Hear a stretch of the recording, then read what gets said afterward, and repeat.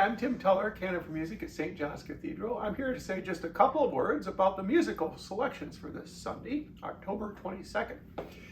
The opening and closing organ voluntaries this Sunday are both by Felix Mendelssohn. Mendelssohn, of course, needs no introduction, one of the great German composers of the early mid-19th century.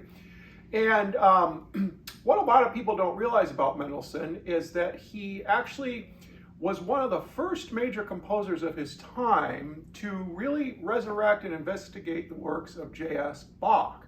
Bach had died in 1750, and his entire musical style went out of fashion for a very long time. During the time of Mozart and Beethoven in the late 1700s, early 1800s, composers knew of Bach, and they respected him.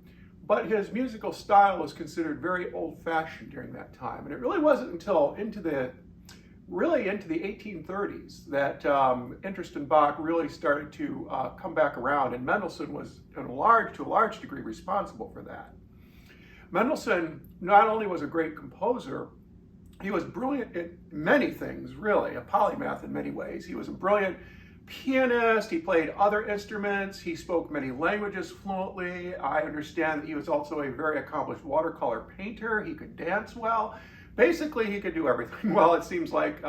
He had a very charmed life in a lot of ways, compared to a lot of composers who suffered terrible tragedies and so forth. Mendelssohn, by all outside accounts at least, had quite a happy, privileged life in many ways. He came from a banking family, very wealthy family. His grandfather, Moses Mendelssohn, was a wonderful philosopher. So he wrote a great deal of organ music, and unsurprisingly, it bears a heavy influence of Bach. And the prelude that I'm playing this Sunday, the Prelude of Fugue in G major, was written in the 1830s, and it was dedicated to Thomas Atwood, who was the organist at St. Paul's Cathedral in London during that time. The piece feels more Mendelssohn than Bach, though, because instead of emphasizing heavy counterpoint, it really emphasizes melody. The entire thing from beginning to end is very melodic, and it's unmistakably Mendelssohn.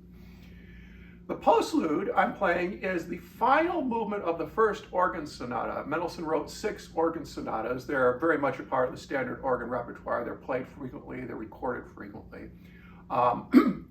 They were written in the 1840s, actually at the behest of an English publisher. Mendelssohn was always very popular in England. It was popular with royalty and was very well known and loved. And a publisher thought he could make some money by getting Mendelssohn to write some organ pieces, which he did. And these turned into the 6 organ sonatas. And I'll be playing the final movement of the first organ sonata for postlude. Our offertory anthem this Sunday is an anthem entitled "The Lord Reigneth." It's a setting of Psalm 99, which is the psalm for this Sunday, and it's by a local composer named Peter Matthews. Peter Matthews, I think he's retired now, but he was the professor of music at the University of North Florida for some years. He taught form and analysis, orchestration, music appreciation, among other things. And it's always nice when we can do a piece by not only a living composer, but by a local composer. He's been at our services many times and is a good friend. And his setting of Psalm 99 is very well written for organ and choir. It's very vigorous, melodic, and I think the congregation will really appreciate it.